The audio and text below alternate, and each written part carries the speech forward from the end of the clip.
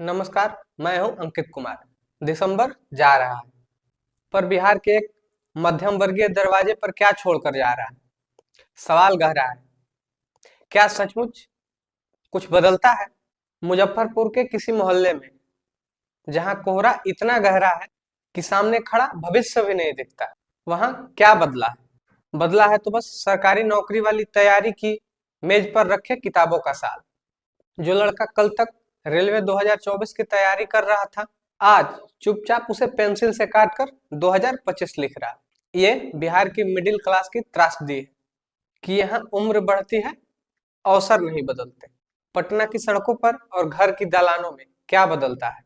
पटना की boring road की सड़कों पर नए साल की शाम कुछ लड़के बाइक से शोर करेंगे, लेकिन उस शोर से दूर कंकड़बाग या हनुमान नगर के किसी फ्लैट में बैठे हुए एक पिता अपनी पुरानी डायरी पलट रहा होगा।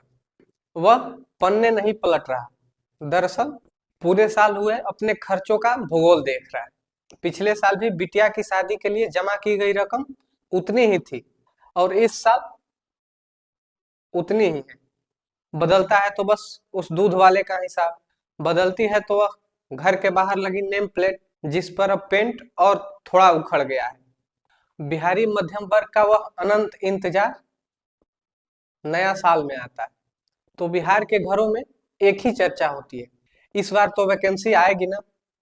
यहाँ नया साल खुशी से ज्यादा उम्मीद की अगली किस्त है। वह माँ जो पिछले साल छठ पर भी अपने परदेसी बेटे का इंतजार कर रही थी, वह इस साल भी बस तारीखें गिन रही है। उसके लिए साल बदलने का मतलब सिर्फ इतना है कि बेटे के घर आने का इंतजार एक साल और पुराना हो गया। दफ्तर जाने वाले उस क्लर्क के लिए क्या बदलता है? वही पुरानी पैसेंजर ट्रेन और वही सत्तू वाली पोटली और वही साहब का गुस्सा।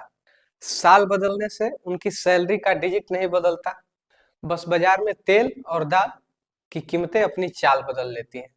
तो जब कोई पूछे कि क्या बदलता है नया साल में, तो कह दीजिएगा कुछ नहीं बदलता।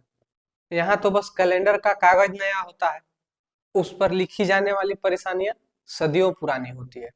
बिहार का मिडिल क्लास आज भी उसी बदलाव के इंतजार में है, जिसका वादा हर दिसंबर करता है और हर जनवरी मुकर जाती है। जाते हुए दिसंबर के पास शायद कोई जवाब न हो और आने वाली जनवरी के पास शायद कोई जादुई छड़ी न हो, पर हम बिहारी हैं, उम्मीद के उस अलाव को जलाए रखते हैं, भले ही लकड़ी गीली हो और धुआं आंख में चुभता हो। देखते रहिए, सोचते रहिए। द हिंदी हाउस के लिए मैं हूं अंकित कुमार। नमस्कार।